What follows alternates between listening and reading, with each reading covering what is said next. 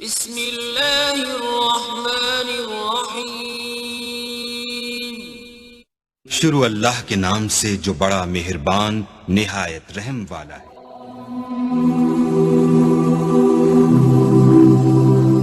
آ کر شیعوں کی حکومت کو ختم کیا طغرل بیگ سلجوکی نے۔ سلجوک مسلمان ہوئے تھے محمود غزنوی کے دور میں۔ سلجوک ان کے بڑے کا نام تھا۔ تو ایک دفعہ محمود غزنوی نے سلجوک سے پوچھا، اگر مجھے تیری مدد کی ضرورت ہو تو کتنے آدمی پیش کر سکتے ہو؟ تو اس نے ایک تیر دیا، کہا یہ ایک تیر ہے میرا، کسی کو یہ تیر بھیج کر میرے علاقے میں بھیج دو تو چند گھنٹوں میں 1,00,000 تلواریں تیرا پیرا دینے کے لیے تیار ہوں، میرے پاس اتنی طاقت ہے۔ تو یہ سلجوک کی نسل میں تھا طغرل بیگ۔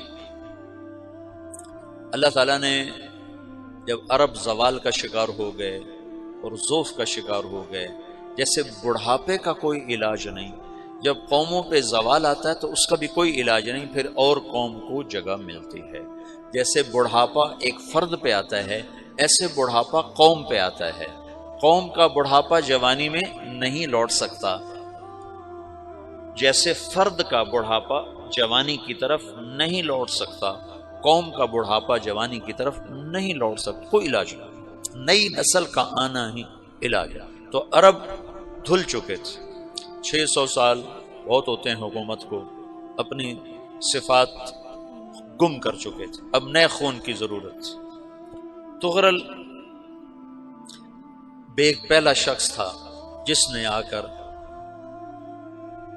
اہل سنت والجماعت کو استحکام بخشا، شیعوں کی حکومت کو ختم کیا، بغداد سے، شام سے، ان سارے علاقوں سے۔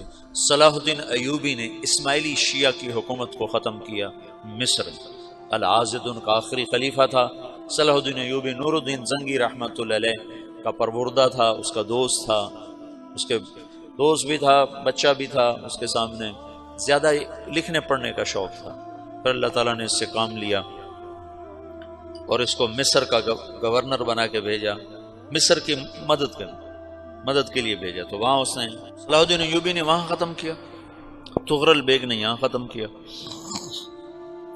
تو پھر سلجوک جو تھے نا، یہ اقتدار میں آئے، ادھر ختم ہو گئی سلطنت بنو عباس کی، مصر ایک چھوٹی سی ترکوں کی سلطنت۔ تو اللہ تعالیٰ پھر مرکزیت کے لیے ایک نظام چلایا۔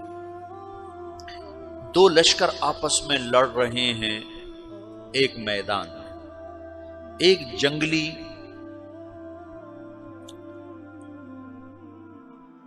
بدوؤں کا قافلہ، جنگل کے لوگ اپنے قبیلے کو لے کر، ایک جنگلی قبیلہ اپنے سردار کے ساتھ نقل مکانی کر رہا ہے ایک جگہ سے دوسری جگہ۔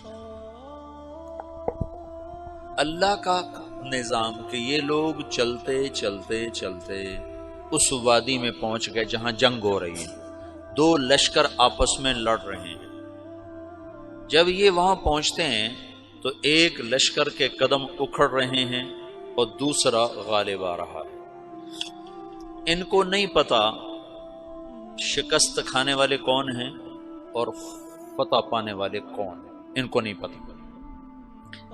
اس جنگلی قبیلے کے سردار کا نام بھی طغرل ہے، طغرل۔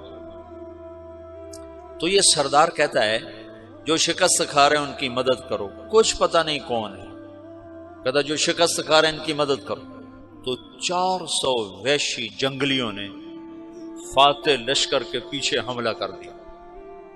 وہ تو ایک کافی ہوتا تھا، 400 دوڑ جب تلواریں پڑیں تو چند لمحوں میں نقشہ بدل گیا، بھاگنے والے جم گئے اور جمنے والے بھاگ پڑے۔ جب جنگ ختم ہوئی تو شکست خوردہ لشکر کے بادشاہ نے ان کو بلایا، اسے پوچھتا ہے مجھے جانتے ہو میں کون ہوں؟ کہا نہیں۔ کہا تو تم نے میری مدد کیوں کی؟ کہا انسانی ہمدردی کی وجہ سے، تمہیں شکست ہو رہی تھی اس لیے تمہاری مدد کی۔ پھر اس نے اپنا تعارف کرایا، میں ہوں سلیمان سلجوقی ترکی کا بادشاہ، مسلمانوں کا لشکر تھا اور تاتاریوں سے شکست کھا رہا تھا۔ تاتاری فتح پا رہے تھے، مسلمان شکست کھا رہے تھے، تو وہ اللہ کی غیبی مدد بن کر آئے۔ تو وہ اس سے کہتا ہے میرے ساتھ رہنا پسند کرو گے؟ تم نے میرے اوپر احسان کیا ہے، میں اس کا بدلہ دینا چاہتا ہوں، میرے ساتھ رہنا پسند کرو گے؟ کہنے کا کر لوں گا۔ تو اس نے اس کو لے کر ترکی آیا، اور استنبول اس وقت روم کی حکومت میں تھا، اسے فتح کیا اس تغرل کے آگے چوتھے پانچویں پڑپوتے محمد فاتح نے۔ تو یہ استنبول ہے، یہ ترکی ہے، بیچ میں ایک چھوٹا سمندر ہے، یہاں ایک جاگیر ہے۔